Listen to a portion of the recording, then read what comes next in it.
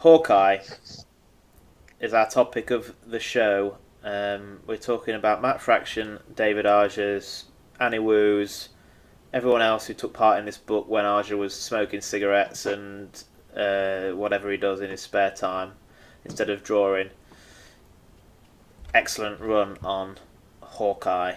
Let me ask, who read this for the first time for the purpose of this podcast? Me. Excellent. So you've probably got the most fresh opinion on this. I would love to hear what you thought of it, because we made you read this. Oh, it's rubbish. Absolute rubbish. Oh, That's not how it Yeah, of course it wasn't. It was really good. It was fun. It was dark, bro. It was refreshing.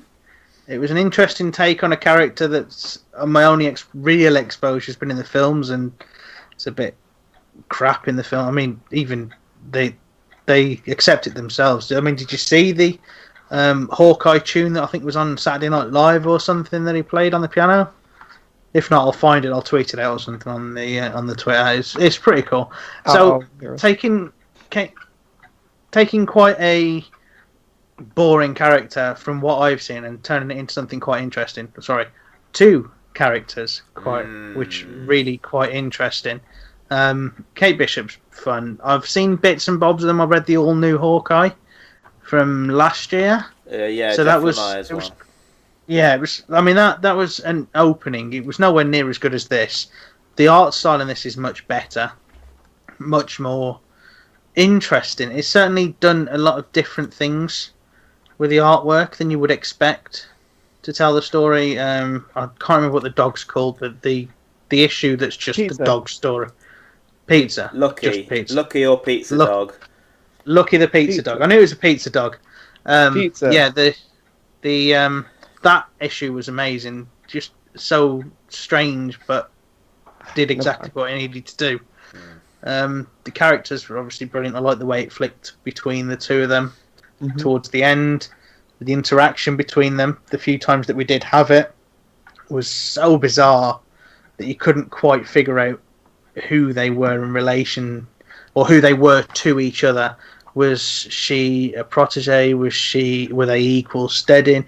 Was there something romantic going on? Did he treat her like a little sister? Did she treat him like a little brother? It was just everything and nothing happened between them, and it was fascinating to read. Well, they have a very real relationship of just ambiguous as to how they see each other, and there's a really good line in it where one of the Avengers, I can't remember who it is, warns Kate not to hang out with Hawkeye. So I think that's you're young. Jessica Drew, isn't I'll it? tell you now, you don't hang out with this guy. And she's like, I don't hang out with him. He hangs out with me. It's the relationship between them is fascinating. I like the fact that it brought in Mockingbird and Jessica Drew, but they were just referred to as the girlfriend, the ex-wife, and the way they were just brought in briefly, but didn't for any second take the centre of the story. Same as when you got Spider-Man and Wolverine just rock up at the start of it, chatting on about spoilers. It was just, yes, they're in the story, yes, we're part of this universe, but you don't need to worry about them. This is where it's at. And watch out for these Russians, bro. Oh, God, the Russians. I think so funny. The thing... So... Oh, man, I mean, we'll get to the Russians, but to carry on about Hawkeye, Clint and Kate, they refer to... They're in a car together on the way to, I think, Gil's funeral, and Kate has this really good speech she does to Clint, where she says, I think we're both like two halves of one person, and together we make like a functioning person. Because Clint's like, he's not got the self-belief to kind of see things through, whereas Kate is just all self-belief, like, and she's not got the sort of consideration for what might happen. She's just straight in, and they are like two different sides of the same coin, and together they work, and together they can achieve a lot. But when they're apart, and the great thing the book does is it separates them for a while, and you can see them on their own. when they're apart, things go fucking bad for both of them. Like, she gets in way over her head, and he just gets fucking beaten shitless all the time. And luckily his brother comes in, but the way it shows you both things. Hawkeye on his own reminds me of me, like, between night shifts. Yeah. There's just nothing good happens. Nothing good happens. I will sit in front of the TV and I will sit with a spoon and a bag of flour and just eat it, because that is all I'm capable of doing. And that's Hawkeye on his own. And similarly, you got Kate, who just that's who I like to present to the outside world. It's just like, yeah, I've got this covered, and then I'll fall over. And that's great. It's just pure confidence, and it's an amazing characterization of, like you say, the one person, Hawkguy and Hawkeye. Yeah. It's really, the way they put together in this book is brilliant. In the absence of each other, they kind of find that missing piece of themselves as well, because Kate starts to realise she can't do everything on her own. She starts to think, can I do this? And enlists people's help. And Clint, like, realises he's got to stick around. He's got to kind of persevere with this thing, and it's just brilliant the way their relationship changes, the way their characters change, and the way it comes together in the end. Just fantastic. The story's incidental for the most part to the story. The overall story of what's going on in each of their own lines doesn't matter at all. It's a mechanism for showing these two characters and a bunch of bros, and that's all it is. And it's obviously the idea of the Russians saying just bro was something which had come up months before, and it's been written down on a post-it note and stuck on a wall somewhere. So, all right, okay, this is going into this book. I don't care how it goes in. This is happening, and the storyline revolved around that. And then, let's stick these two characters there as well, because these two characters are amazing. But there you go. Just stick it all in, it'll work, and it does. It does very well. It just works. Scotty. Yeah, my turn to shout. My turn to shout? Shoot, I don't know. Probably shout. Fucking, because it's brilliant. Rainbow cookies! No, apparently we got smarty cookies. I text someone. It's an interesting conversation. But we'll talk about Hawkeye. Don't distract me with cookies. That's a terrible thing to do. I love it. I love this book. It's the one book that I went to my housemate and was like, comics! Yeah. And then they read it and were like, you know what, that was pretty good, Scott. I was like, I recommended a good book. But like, in terms of the art style, like, at first reading it, like, the art style was like, it's a bit simple. But like, as I got more into the book, I really began to love it. And like, genuinely liked how it, like, got the feel for the book. Obviously, I love the dog. The dog is like, dog likes pizza. Dog likes pizza. Can't be that bad. I love that line. So good. And all the action in that book is just so good, and it's so Hawkeye. And it makes me like Hawkeye a lot more because I like this. Like, I like this, and I'm like, I kind of imprint this Hawkeye onto the Jeremy Renner Hawkeye, and it's like, it's not the same, but that's how I think in my mind. But I really like the stuff with the Russians. I don't. Kate, when she came around, I was like, okay. But then she grew on me as well. Like, this book does a lot of things where I'm like, and then I'm like, okay, you sold me. I love it. It's fine. It's perfect. And I like what you were saying about how they both find the missing part from when they're not together. Yeah. Because that does happen. That does happen really well. Yeah. And then how it concludes is probably the weakest part for me. Oh, really? Yeah, I had a lot of high expectations, because as it ramps up, obviously I was like, oh my god, and I think it was one of those things where you set yourself up for disappointment because you're thinking like, I really wanted this whole massive thing to happen, and it was just, oh no, I think it concluded in the only way I wanted it to, which was I wanted these two back together back being side by side and doing stuff together because they work so well together. They do, but I had higher expectations than I guess. But it's a character-driven story, and like it's that's my own fault for wanting massive things, and the way it ends is great for the context of the story and the characters being told. It's just a fact of I had set myself up for disappointment at that point with what I wanted to happen. Okay.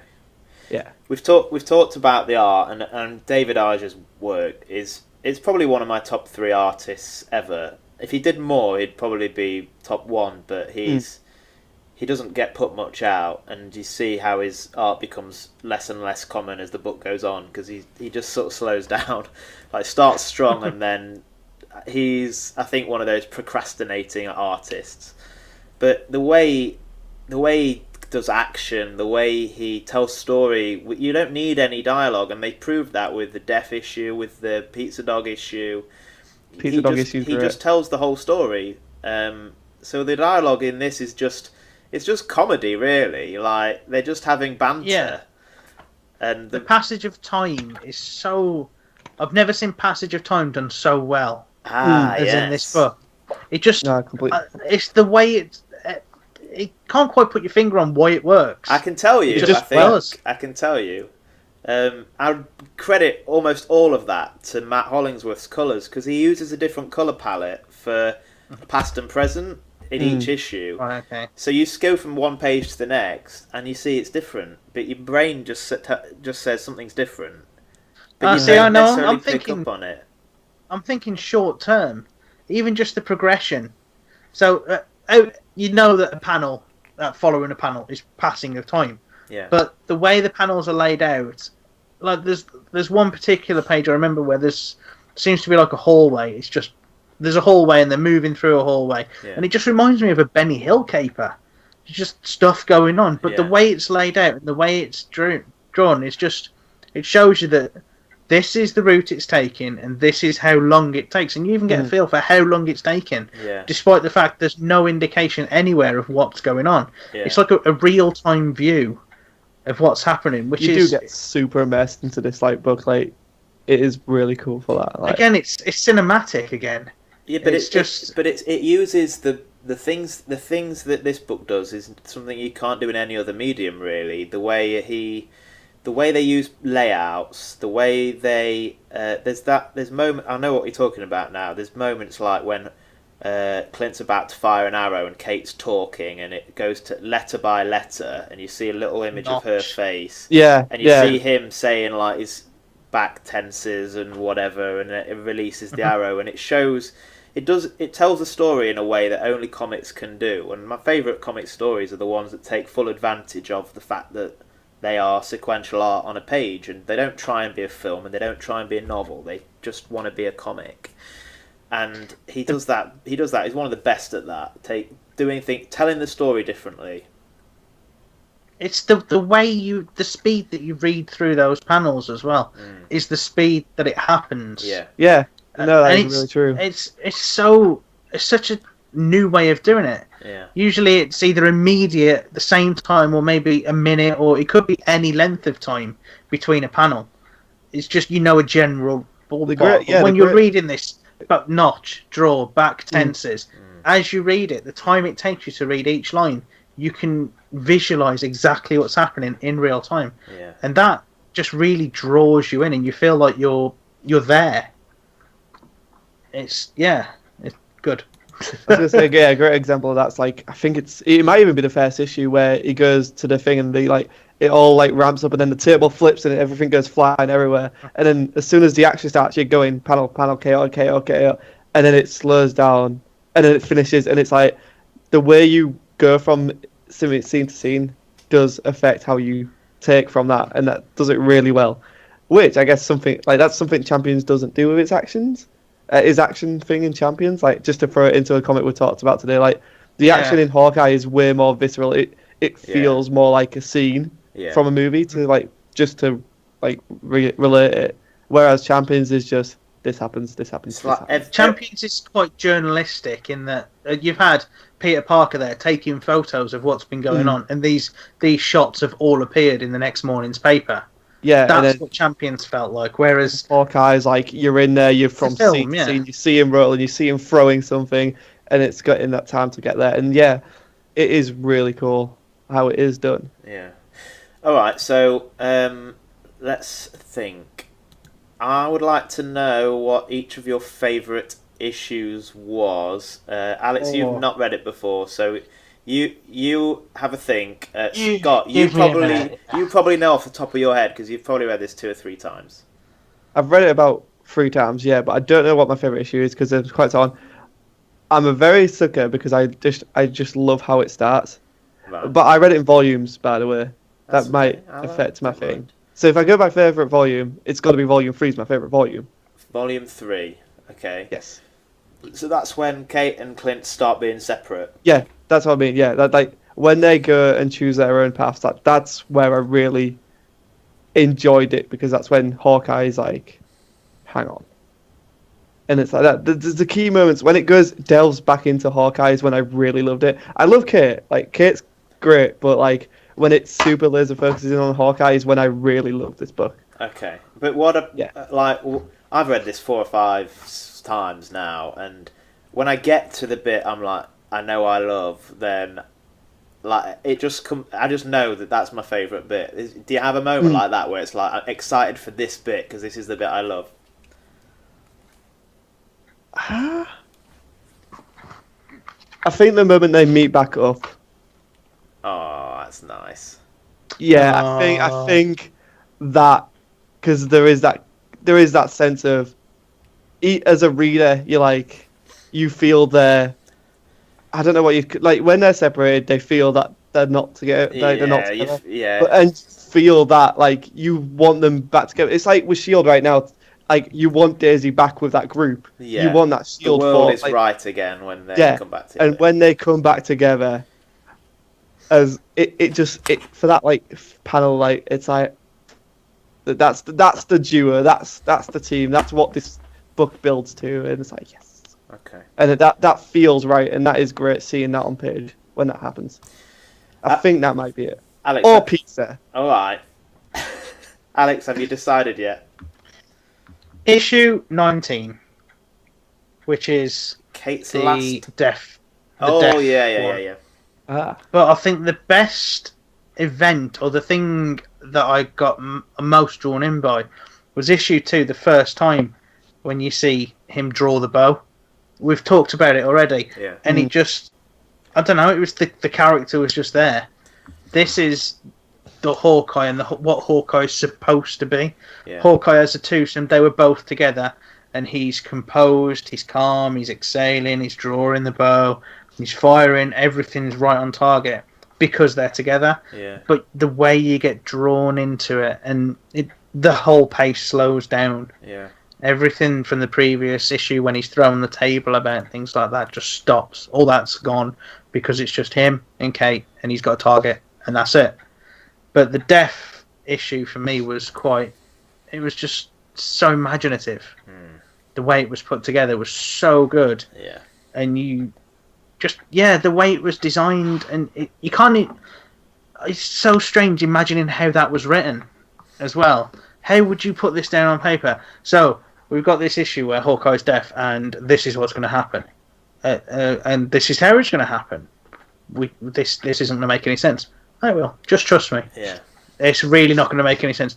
It's going to be fine. Yeah. Just chill out. You see glimpses of what was said in other issues where they show you it fits how it fits different in. Perspective. Yeah. But yeah, that issue must have taken a long time to put together. Make it coherent, design all of that sign language stuff, and fit it into the issue, and lay it out properly, make it work so that you do not need dialogue. You just understand what's happening. It's all in the body language and facial expressions, and the subtlety of the storytelling in it is immense. Really strong issue, that one. The faces in this book are really well done as well. Yeah, I like how the faces are done in this book. For such simple line work, like you said. That's what I mean. Like it's simple, very expressive, but it really works. It doesn't need to be overcomplicated. It doesn't. The story's what's key in this thing, and I think the artwork helps to enhance that. I think. The story. I mean, the characters. Yeah. The story the characters go from, not the actual narrative of the thing. for me, favourite issue is going to have to be issue 3. The car chase, the appearance of Penny, the time skips in that are perfectly done, where he's talking about trying to tape his knocks so that he knows what arrow's what. Yeah. And then the way that plays into the actual action set piece of just firing random arrows at people from his car and seeing what happens. Like, it's so entertaining from start to finish. The banter in it's hilarious.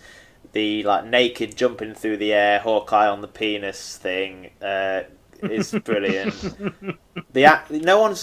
No one ever does like car chases happen in every other fucking blockbuster movie, but no one ever does them in comics because they're so hard to show movement of an inanimate object racing down a road and show how make it exciting when it's all still images and it's about something happening fast and fluidly. He does it just so brilliantly. Like you see all the action in your head as it happens, and it's better than any car chase I've ever seen on fucking telly. It's just excellently executed. Ghost Rider. All right, well, we're not going to get into a debate about that. We'll do that another time. But it's superb, and it also has one of my favourite like callbacks, because this book is all about running jokes and like callbacks to previous moments, and the way the last 2 issues do that so well. They bring back all these different things, and so at the end of issue 3, there's the boomerang arrow, and it always comes back, and it's fucking brilliant. And that issue gives us the last page of, I think, issue 21, where Arrow, it's not called Arrow, he's called Lucky the dog, and Pizza. He's not called Pizza. Fuck you. No dog is called Pizza. Dog likes pizza. He's called Pizza Dog, but he's called Lucky, really. Dog likes pizza. And Lucky arrives back, like Hawkeye's fucked. Clint's down, and he thinks it's all lost. And then Lucky turns up at the top of the stairs with the boomerang arrow in his mouth. And it's just like, now you know, and that's his little fucking saviour. I just think, that moment is just so good, amazing. It's so well done. So I've finished gushing about this book. I mean, I could carry on, to be honest. There's so much to say about it. Really, Annie Wu does some great work on this book. She was fairly new to comics when she started doing this.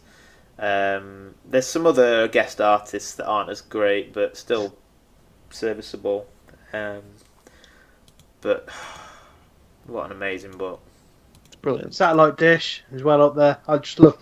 That was such a good way to lead me into it as well. As a new reader, the Satellite Dish was just, this is the tone we're going for, right? Okay, I got you now. That's sorted, right? Yeah, it all makes sense.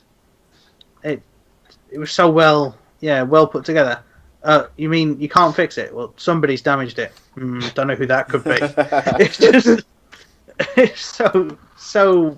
Yeah, it just set it up perfectly. Really good. Anything else anyone wants to say about it before we draw to a close? If you haven't read it, read it. If you haven't read it, you shouldn't have been listening to the last 30 minutes. True, we did just spoil quite key elements from it, but it is definitely worth a pickup. Yeah. Right. Okay. That's it then.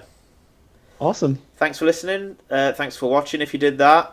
Hopefully you enjoyed it. If you did, do a thumb or do a rating or review if you really want. Or just subscribe, whatever. That would help. Don't do anything to do with Squirrel Girl. Please do everything to do with Squirrel Girl. I thought we'd go a whole episode without mentioning Squirrel Girl. No, I'm never letting that happen. You brought her up. I didn't bring her up. Squirrel Girl. If you want to, you can find us on Twitter. Alex is at TellyAlex, Scott is at ScottSedman94, and I am at IamKirkman. Thanks, Alex. Thank you very much. And thanks, Scott. Pleasure as always, Stu. We will see you in a couple of weeks' time. Yes.